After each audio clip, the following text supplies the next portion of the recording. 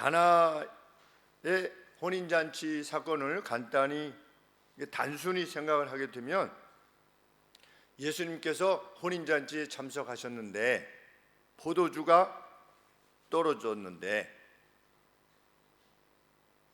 마리아의 요청이 있었고, 그래서 주님께서는 처음에 조금 주저하셨지만 마리아의 요청이 있었기 때문에 연회장이 칭찬할 정도로 좋은 포도주를 만들어 주셔서 참석한 이들이 충분히 마실 수 있었고 매우 좋아했다. 이 가나의 혼인잔치 사건을 단순하게 생각하면 그렇습니다. 포도주가 떨어져서 마리아가 예수님에게 부탁했고, 처음에는 좀 주저하셨다가 결국은 포도주를 만들어 주시는데 그 포도주 맛을 보고 연회장이 아주 기뻐했다. 이 아주 단순한, 이게 무슨 성경에 기록될 만큼 이게 중요한 사건인가, 이런 생각을 어렸을 때부터 제가 해왔습니다. 어렸을 때부터 무엇을 말하는 것인가, 교훈이 뭔가.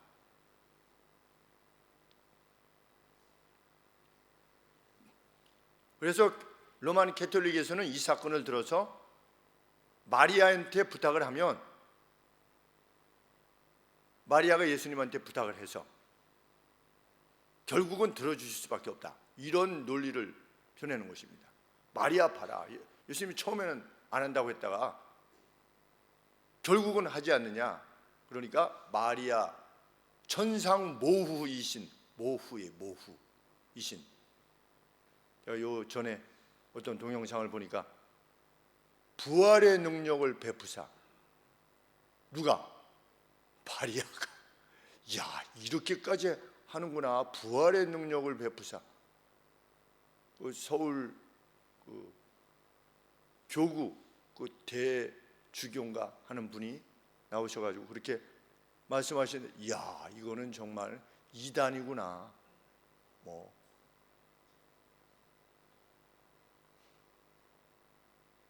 마리아가 부탁을 했더니 예수님이 결국은 들어주시지 않았느냐. 그러니 우리도 마리아에게 기도하면 마리아가 대신 예수님한테 말해주면 예수님이 들으신다. 이런 교리를 만들어낸다는 것이 얼마나 참 우스꽝스러운 것인지. 그러면 그 사람들은 스로보니게 여인이 예수님에게 요청했던 것은 생각을 못하나 봅니다. 스로보니게 여인이 저기 고쳐 주십시오 이러니까 예수님이 뭐라고 말씀하셨습니까? 자녀의 떡을 취하여 개에게 줌이 마땅치 아니하다. 예수님이 무엇을 말씀하신 겁니까? 먼저 이스라엘 백성이라고 하는 자녀가 먹고, 그 다음에 밖에 있는 집안 식구들이 먼저 먹고, 그 다음에 그 밖에 있는 개가 먹듯이 구원의 프로세서가 먼저 이스라엘의 복음이 전해진 다음에 그 다음에 이방으로 복음이 향하는 것이다. 이렇게 비유를 들어서 말씀하신 거죠. 여인을 개라고 하신 것이 아니고, 하나님 나라의 그 양식을 먹는 프로세서가 그렇다고 그러니까 그 여인이 뭐라고 그랬습니까? 주인이 식사를 하던 가운데, 그건 맞습니다. 그렇지만 주인이 식사를 하는 가운데서도 밖에도 물론 개가 있지만 주인 밑에 집안에서 기르는 개가 있었거든요. 그래서 주인이 식사하는 동안에도 그 밑에 떨어진 부스러기를 먹지 않습니까? 그러니까 큰 하나님의 구원의 프로세스가 그렇다는 것을 알지만 그 과정에서 어떤 이들은 하나님의 은혜를 입을 수도 있지 않겠습니까? 이랬더니 예수님이 어떻게 한 겁니까? 크게 놀라면서 기뻐하셨던 겁니다. 야, 이 스로보니게 여인이, 이방 여인이 그 프로세스를 받아들이고 그 프로세스를 말씀하셨더니 이 여인이 딱 알아듣고 예수님에게 그렇게 말씀을 하신 겁니다. 그래서 스로보니게 여인에게도 어떻게 한 겁니까? 그의 여인의 청함을 들어주신 겁니다. 그러면 마리아에게 부탁을 했더니 이렇게 됐다 그러면 이방 여인이 기도하면, 이방 사람이 혈통적으로 이방 사람이 기도하면 예수님이 더 잘 들어주시는 겁니까? 그런 식으로 논리 전개를 할 수 없는 거 아니겠습니까? 그런데도 불구하고 이렇게 말하려고 하는 것입니다. 먼저 우리가 이 사건에 있어서 예수님께서 육신의 어머니였던 마리아에게 무엇이라고 답변하시는가를 보게 되는데, 이렇게 답하셨습니다. 여자여, 나와 무슨 상관이 있나이까? 여기서 여자여라고 하는 것은 많이 들어서 아시겠지만 당대 여인을 높였던 표현입니다. 그러니까 매담, 아주머니 이런 뜻입니다. 귀부인. 그러니까 상대 여인을 높여서, 우리나라 말로는 뭐가 있을까요? 상대 여인을 레이디 뭐 이럴 수는 없고, 우리 혹시 기억나시는 상대 여성을 높여서 부르는 말이 뭐가 있을까요? 우리나라 말에. 사모님, 여사님, 여사님. 네. 좀 애매하긴 하지만 우리는 그런 용어가 잘 없어요. 그 단어가 형성될 때 여성들이 높임을 받지 못한 상황에서 단어가 형성돼서 아마 그런 것이 아니겠는가 이렇게 생각이 드는데, 여자여, 여인을 높이는 말이면은 분명한데 자기 어머니에게는 부르지 않는 호칭이었던 것입니다. 이것은 무엇을 말해주는 겁니까? 예수님께서 이미 공적인 생애를 시작하셨다는 겁니다. 이 사건이 공적인 생애 최초의 표적이었다. 이렇게 11절 말씀에 예수께서 이 처음 사인을, 표적을 가나에서 베푸셨다. 공적인 생애를 시작하신 겁니다. 로만 캐톨릭처럼 마리아가 요청해서 했다면 어머니 이렇게 말해야 되지 않습니까? 어머니. 어떤 인간적인 관계 때문에 한다면. 그러나 여자여 이렇게 불렀습니다. 여자여.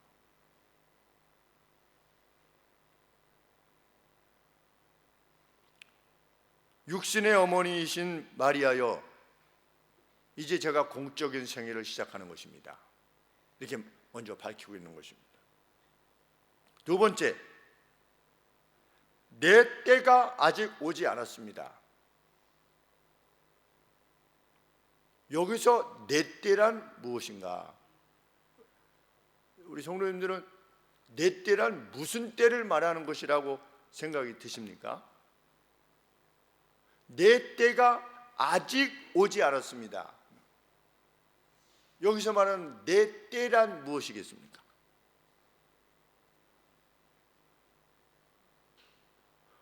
어렸을 때, 청년 때까지도 내 때 그러면 기적을 베푸는 때, 기적을 베풀기 시작하는 때가 아직도 이르지 않았습니다. 저는 그렇게 이해했습니다.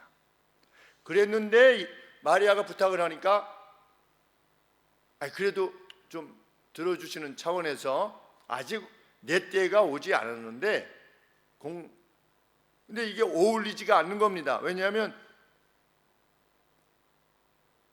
공생애가 이제 시작됐다고 하면서, 그러면 이 내 때가 공생애를 시작하는 때를 말하는 것이라면 예수님이 누구에 의해서 어쩔 수 없이 공생애를 시작하시는 겁니까?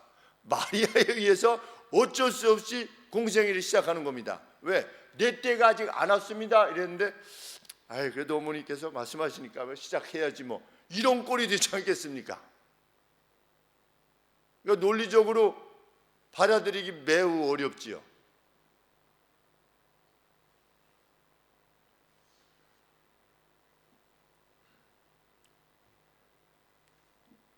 이 자리가 무슨 자리입니까?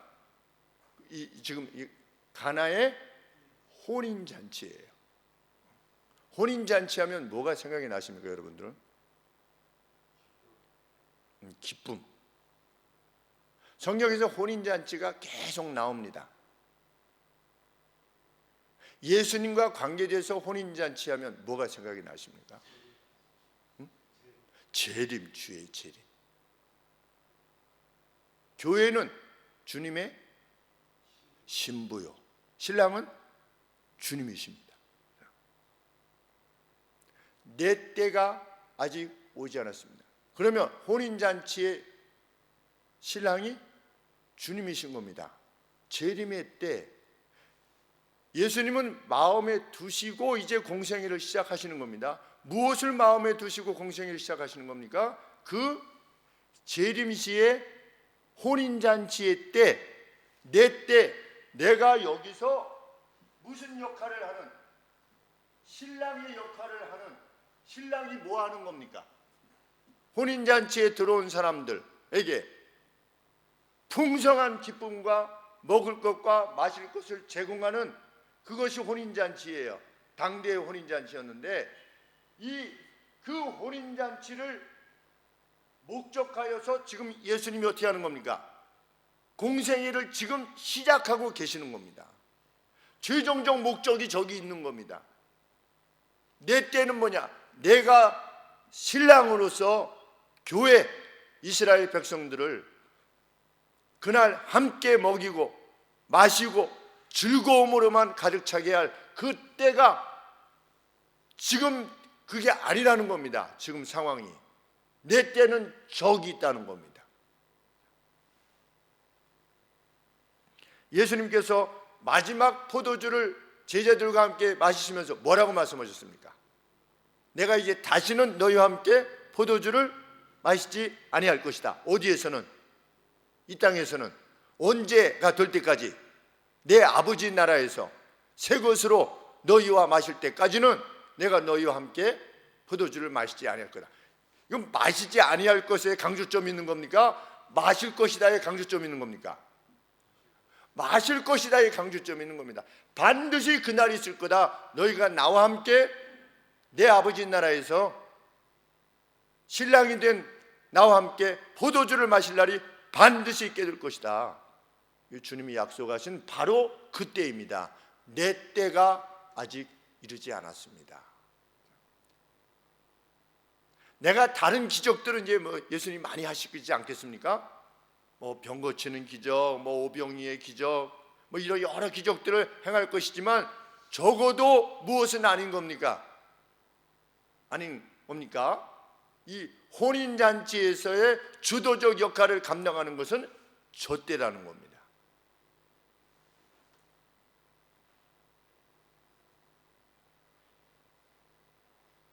우리는 주님이 무엇을 목적하여 이 사역을 시작하셨다? 신부인 교회에게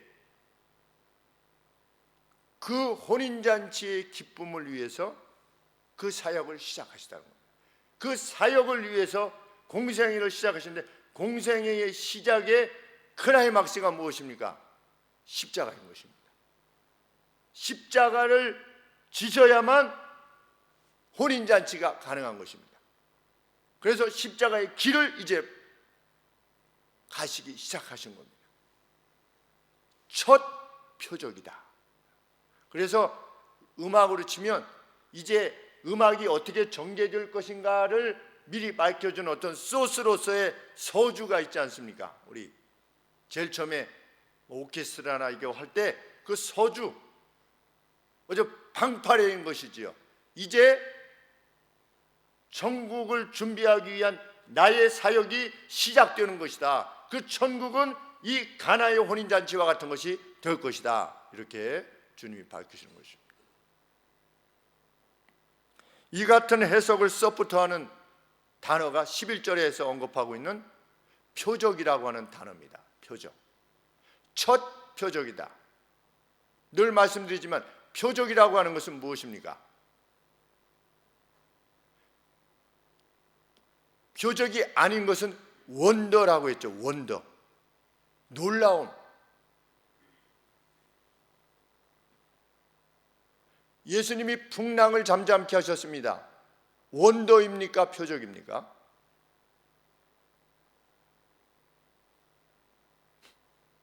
기적입니까? 표적입니까?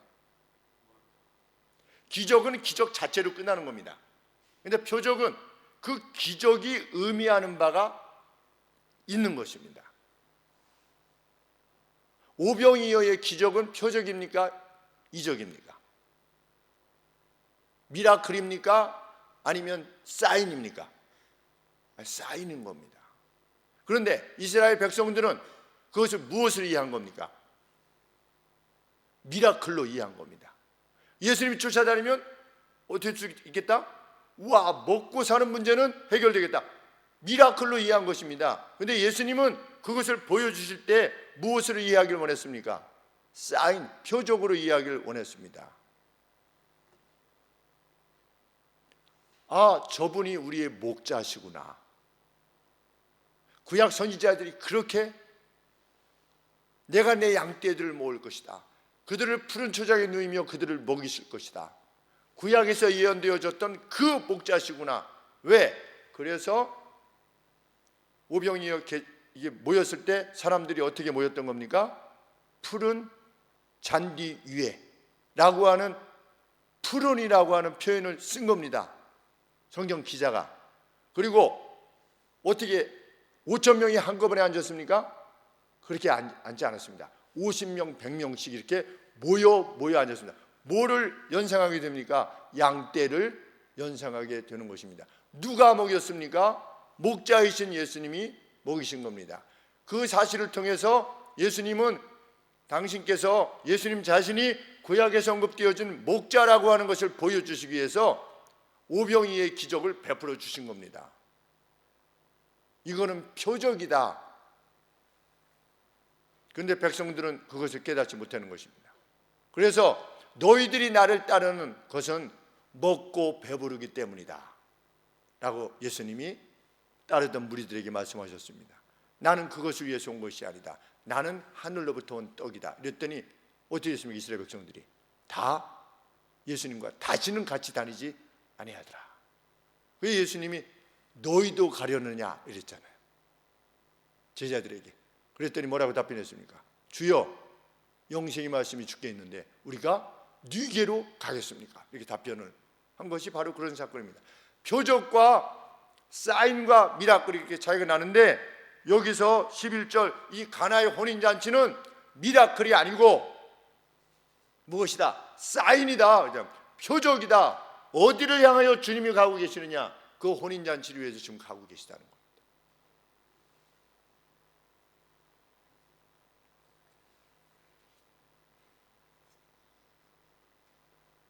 주님은 왜 처음에는 안 하신다고 하다가 이렇게 하셨을까요? 내 때까지 이르지 아니하였는다 하면서 힐끗 보게 하신 겁니다. 힐끗. 저 천국이 어떤 것일까에 대해서 이렇게 보게 하시는 겁니다. 그것을 통해서 주님이 신랑 되시는 혼인잔치는 이런 형태의 것이 되겠구나 라고 하는 것을 인식할 수 있도록 예수님께서 어떤 사인을 주신 것입니다. 그러면 천국은, 예수님이 신랑으로서의 역할을 감당하실 천국의 모습은 어떤 것인가? 우리 6절 말씀에 거기 유대인의 씻는 예식을 따라 두세 통 드는 돌 항아리 6이 놓였는지라. 그래서 요 통 하나에 20 내지 23갤러리 들어간답니다. 곱하기 6인 거지요. 그 물의 양이 6개가 돌 항아리가 있었으니까. 근데 20 내지 23갤러리인데, 그래서 이렇게 곱해 보면 한 850kg 정도 되는 겁니다. 그 포도주의 양이, 그 물의 양이. 그러면 우리가 무엇을 알게 됩니까? 힌트. 오병이어 때 먹고 남은 것을 어떻게 하였다? 광주리에 모았더니 몇 광주리를 모았다? 12광주리가 남았다. 무슨 의미입니까? 모두가 풍성하게, 거기 있는 그 어떤 사람도 부족함이 없을 정도로, 먹고 남을 정도로 풍성하게 먹을 수 있었다. 천국이 그런 곳이 될 것이다. 지금 몇 킬로입니까? 포도주 850kg예요. 0.85톤. 천국은 어떤 것이 될 것이다. 그 안에 있는 이들 모두가 한결같이 풍성함을 누릴 수 있는 곳이 될 것이다. 그것이 주님의 약속입니다. 그 누구도 뒤떨어져 있지 아니하는. 우리가 피자를 시켰습니다. 피자를 시키고 나서 3조각이 남았다. 이게 무슨 의미입니까? 다 먹을 만큼 먹었다라는 의미입니다. 한 조각이 남아도 마찬가지 아니겠습니까? 그런데 12강주리가 남았다. 엄청 풍성하게 먹었다. 이런 뜻입니다. 주님의 천국은 그렇게 풍성한 것이 될 것이다. 더 이상 싸움이 없는 것이 될 것이다. 우리 이 땅에서는 왜 그렇게 싸웁니까? 더 가지려고, 부족함을 느끼기 때문에.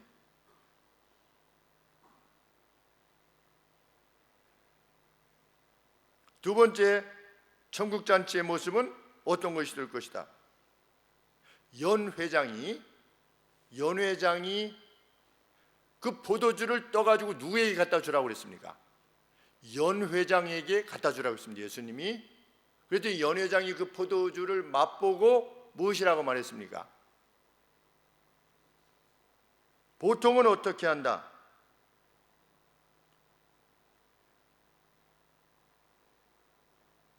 사람마다 먼저 좋은 포도주를 내고 취한 후에 이미 취했으니까 낮은 것을 내거늘. 그래가지고 우리가 이제 바 같은 거 하는 사람들이 술 팔 때 어떻게 합니까? 처음에는 새 거 꺼내가지고 저가 그렇게 가서 먹어보지는 않았지만 여간에 사람들이 하는 얘기가 그 군대에 있을 때 소위들이, 제가 중2 때 소위들이 나가지고 이번에 뭔가 속은 거 같아. 왜? 처음에는 좀 괜찮은데 뒤에 이게 물인지 술인지 내놨으니까 값은 똑같이 내고 하는데 뭔가 이렇게 좀 어차피 취한 다음에는 뭘 마시든지 그게 그거니까. 그래서 이때도 그랬나 봐요. 먼저 좋은 포도주를 낸 다음에 취한 후에 낮은 것을 내거늘 그대는 지금까지 좋은 포도주를 두었도다 하더라. 그 연회장이 누군데요? 연회를 베푸는 사람입니까? 아닙니까? 베푸는 사람이면 좀 말이 안 맞잖아요. 연회장은 누구냐면 이스라엘의 에서는 잔치가 열리면 그 온 손님 중에 그 잔치를 평하는 사람이 있답니다. 그 사람이 연회장이 돼요. 그 손님이에요, 손님. 손님으로 왔는데 손님으로 온 사람 중에 가장 권위 있는 사람이 오늘 잔치는 참 이 점이 좋았고 이 점이 좋았어 라고 평하는 사람이 그 사람이 연회장이랍니다. 그러니까 그 사람에게 갖다 준 겁니다. 저는 어렸을 때 연회장이면 자기가 이 잔치를 베풀고 나서 포도주를 감춰뒀다가 자기가 했는데 뭘 감춰주고 말고 이런 말을 하나 설명해 주는 사람이 없었어요. 그냥 그런가 보다. 그냥 예수님이 좋은 포도주 만들어 주셨겠지 그냥 머물고 말하는데 연회장이 뭐라고 하는 겁니까? 보통은 이러한데 도대체 이거 어디서 났냐는 거죠. 그러면 포도주 질이 어떻다는 겁니까? 이미 취했어요. 취했는데도 이 포도주를 도대체 어디서 난 거야? 라고 할 정도로 그 포도주의 질이 하늘에서 맛보는 포도주, 우리 주님이 말씀하신 포도주, 내가 너희와 함께 아버지 나라에서 마실 그 포도주, 그건 기가 막힌 것이라는 거죠. 1900 몇 년산 프랑스 무슨 이거하고는 비교할 수 없는 맛 자체가 다른, 질 자체가 다른 그러한 잔치가 될 것이다. 그런 기쁨의 장소가 될 것이다. 예수님이 이렇게 설명하시는 겁니다. 우리 누가 이 여인의 남편입니까? 이랬을 때 예수님 뭐라고 말씀하십니까? 너희가 천국을 오해했다. 그렇죠? 천국에는 뭐가 없다? 시집장가 가는 일이 없다. 그러니까 시집장가 가는 일이 없어? 와, 정말 재미없겠다. 이런 가장 기쁜 게 뭡니까? 혼인 아닙니까? 혼인. 근데 그게 없어?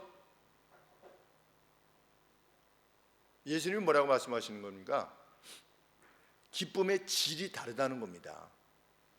천국에서의 그 기쁨의 질이 완전히 이 땅에서 우리가 상상할 수 있는 그 어떤 것과 것으로는 결코 상상할 수 없는 질이 다른 그런 기쁨이 그날 우리에게 주어질 것이다 라고 하는 사실을 미라클을 통해서 보여준 겁니다. 말로만 하신 것이 아니고 그 사람들은 미리 맛본 겁니다. 뭘 미리 맛본 겁니까? 하나님 나라의 포도주를 미리 맛본 거예요. 2000년 전에 그 사람들은 역사상 아마 최고로 뛰어난 품질의 포도주를 맛본 것입니다. 근데 우리가 마실 겁니다. 왜? 주님이 공급하실 거니까. 그 나라에서 어디 맛 좀 봐. 예수님이 가나의 혼인잔치 때 맛 좀 봐라.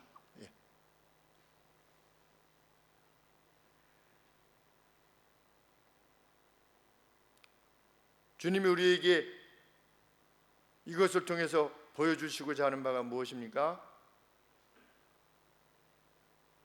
주님의 공생애의 최종적 목적은 무엇이다? 우리를 그 천국으로 이끄시는 것이다. 그것이 나의 때, 그 나의 때를 위하여 내가 지금 준비해 간 것이다. 너희들에게 그 풍성한 꼴 전혀 질이 다른 기쁨의 나라를 수여하고자 내가 이 길을 가는 것이다 라고 하는 것을 첫 표적으로 보여주시는 겁니다. 방향을 설정하시는 겁니다. 최종적 목적은 저기 있는데 내가 갈 것은 저기란다, 이렇게 보여주신 것입니다. 얼마나 감격스러운 일인지 알 수 없습니다. 우리도 가정에서 부모로서 무엇을 목적해서 가지 않습니까? 희생하고 헌신해서 궁극적으로 이루고자 하는 바가 무엇입니까? 자녀들의 행복입니다. 그것이 궁극적 목적 아니겠습니까? 각 가정에 있어서 부모들의 궁극적 목적, 그것을 제시해 주신 것입니다. 세상은 뭐 조금만 하면 여기가 천국이야 이렇게 말하려 합니다. 세상은 조금만 좋으면 여기 천국이네, 천국. 근데 그러한 질 낮은 천국이 아니라는 겁니다. 예수님 말씀에 의하면 우리가 기대하는 천국은 단지 죽지 않는, 먹을 것 좀 신경 쓰지 않는, 땀 흘리지 않고도 좀 시원하고 겨울에 따뜻하고 이런 어떤 질 낮은 수준의 왕국이 결코 아니다라고 하는 것을 보여주시는 거예요.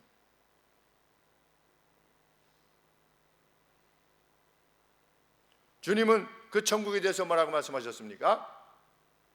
마치 밭을 매다가 뭘 발견한 것 같으다? 보화를 발견한 것 같으다.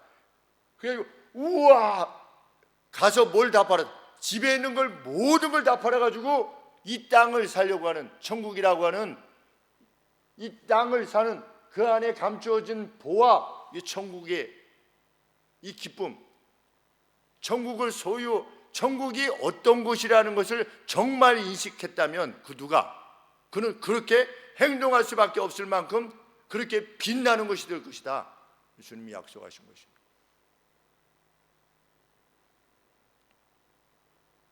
주님은 그 재림의 과정으로 향하여 가면서 우리에게 무엇이라고 기도하라고 했었습니까? 하늘에 계신 우리 아버지여, 뭘 주옵시며? 뭘 주옵시며? 무엇을 주옵시며? 일용할 양식을 주옵시며. 일용할 양식. 일용할 양식이 무엇을 말하는 것입니까? 그 나라로 가기까지 매일매일 우리가 주님으로부터 공급되어지는 일용할 영적인 양식을 먹고 최종적 목적지인 주님의 잔치까지 갈 수 있을 만큼 거기에 필요한 합당한 영적인 뉴트리션을, 영양분을 공급해 주시옵소서. 왜? 우리 힘으로는 가기 힘드니까. 왜? 죽은 뒤에 있다고 그러니까. 죽은 뒤에 있다고 그러니까 사람들이 어떻게 되는 겁니까? 못 믿는 겁니다. 그러니 주님 어떻게 주시옵소서. 우리도 똑같은 범인인데 일용할 양식을 주시옵소서. 매일매일 이게 주님의 은혜구나. 내가 천국을 정말 사모해야 되겠구나. 남영이 같은 경우도 우리가 위에서 왜 기도해 주는 겁니까? 그걸 체험할 때 내가 이렇게도 안 되고 저렇게도 안 되는데 기도하면서 이렇게 나가는데 몇 주 만에 이게 완전히 해결돼서 이게 뭔가 하나님이 아빠, 엄마, 할아버지, 할머니가 말씀하시는 하나님이 살아 계시는 거 좀 맞는가 봐. 이 뭡니까? 이게 일용할 양식인 겁니다. 그래서 한 걸음 한 걸음 내딛다가 궁극적으로 그 혼인잔치에 들어갈 수 있도록 해주시옵소서. 너희는 이렇게 기도하라. 일용할 양식을 주옵시며.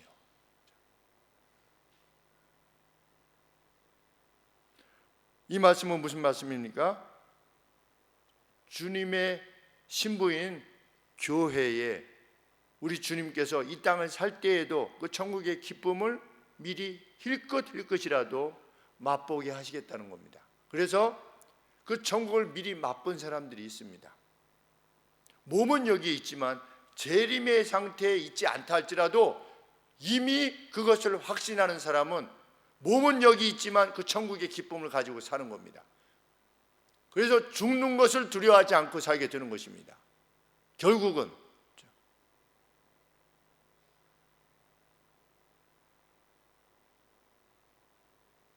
사명을 마치는 것을 기뻐할 뿐입니다. 왜? 분명히 있는 곳이니까.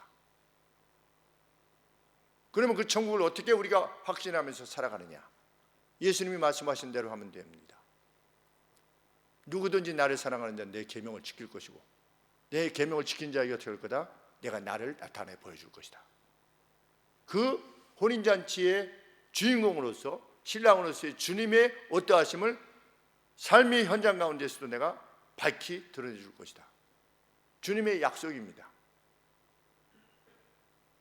이 정도면 이 정도면 죽음과 부활, 영원한 생명이 있는 것이 확실하구나 라고 느낄 수 있게 될 것인데 누가 그것을 누리게 될 것이냐? 주를 사랑하여 주의 계명을 지키는 자. 그 계명은 무엇입니까? 한마디로 하나님을 사랑하고 이웃을 사랑하는 것이라 말씀하셨습니다. 하나님을 사랑하고 이웃을 사랑하는 사람이 그 혼인잔치에 참여하게 되는 것입니다.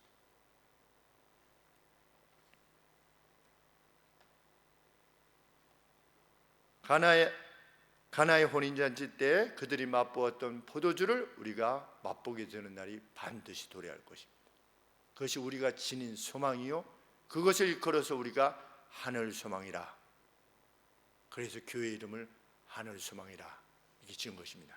궁극적으로 우리가 그것에 도달하게 되는 것, 그것 외에는 소망이라고 말할 것이 세상에는 없기에 하늘 소망이라 이름하는 것입니다. 이 소망이 Heavenly Hope, 성경에서 언급하는 이 하늘 소망이 우리들의 삶을 이끌어 나가는 유일한 동력이 되기를 소원하는 것입니다. 기도하겠습니다. 하나님 아버지, 주님은 이 천국 혼인잔치를 위하여 그 길을 걸어 나가셨습니다. 묵묵히 걸어 나가셨고 잡혀서 죽임을 당하실 때에도 털 깎는 자 앞에 잠잠했던 양과 같이 하나님 그 소리를 내지 않으셨습니다. 우리의 죄악을 사하시기 위하여 그 고난을 견뎌내셨습니다. 그리고 영광의 자리로 승귀에 가셨습니다. 주님 다시 오시겠다고 약속하신 주님의 약속을 기억하고 그 약속이 분명한 것임을 우리의 순종을 통하여 허락하시는 하나님의 놀라운 일들을 통하여 확인해 나가는 저희들이 되게 하시고, 그리하여 날마다 그 확신이 깊어지게 하여 주시옵시며, 요단강을 향하여 나갈 때 두려움 없이 나가게 되는, 그 가나안에 도착하게 되는 그날을 참으로 사모하며 나아가는 저희들이 되게 하여 주시고, 그 신앙으로 오늘의 삶을 살아나게 하여 주시옵소서. 예수 그리스도 이름으로 기도합나이다. 아멘.